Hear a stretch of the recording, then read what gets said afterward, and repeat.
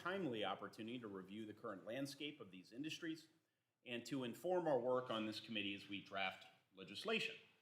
Over the past few hearings, I've made it a priority to examine where within our federal ecosystem outdated or unnecessary rules exist, if there are any. Rules that don't impact the safety of our roads or that can be costly for those in the private sector looking to increase safety, improve efficiency, and innovate to create a more robust and effective industry that helps power our economy.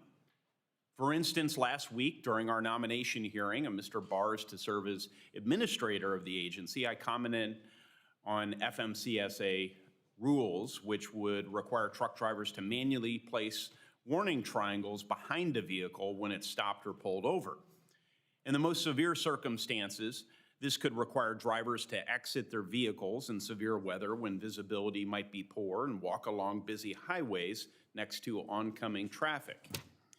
I think we all understand the benefit of informing other drivers of stopped vehicles on the shoulder of the road, but if there are avenues that could allow for industry to provide the same or greater level of efficacy while increasing safety, then I believe Congress should remove bureaucratic red tape prohibiting this innovation. This is just one example where I think we can improve upon our rules and regulations to give industry more flexibility, to innovate and voluntarily deploy different technologies and applications to advance the safety of our roads. I hope this hearing can help highlight additional opportunities as we work on this surface transportation reauthorization. Our reauthorization work also provides a pathway to accomplish common sense policy solutions to address issues crippling our transportation network. Earlier this Congress, I led a hearing in this subcommittee examining the drastic rise of cargo theft and how it hurts businesses, our supply chains, and the American people. That hearing highlighted the complexity of freight fraud and cargo theft and the need for Congress to take a comprehensive approach to stopping these criminals. Since that hearing, I've learned of the need to update regulations, implement safeguards for consumers and businesses, and ensure our law enforcement agencies are well equipped and prepared to respond to any wrongdoing, and encourage or provide for greater cross-government collaboration. This hearing provides an opportunity to further these conversations and to hear from industry leaders representing voices afflicted by the freight fraud and how we can work to address these issues together.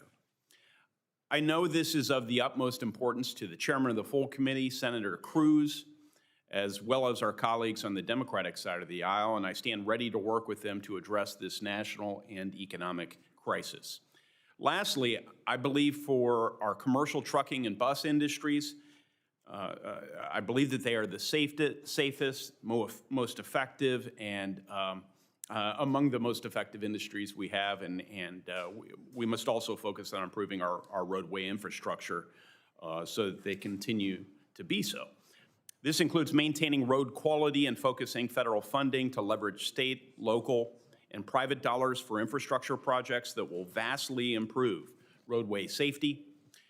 My home state of Indiana is home to over 97,000 miles of public roadways. And as the crossroads of America, Hoosiers rely heavily on our transportation infrastructure. In Evansville, Indiana, I've been working hard for years to secure federal funding for the I-69 Ohio River Crossing project to fill a critical final gap in the nation's transportation infrastructure as it links I-69 between Kentucky and Indiana over the Ohio River.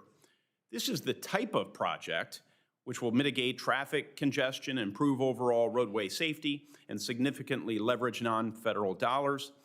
Type of project where federal infrastructure dollars should be focused.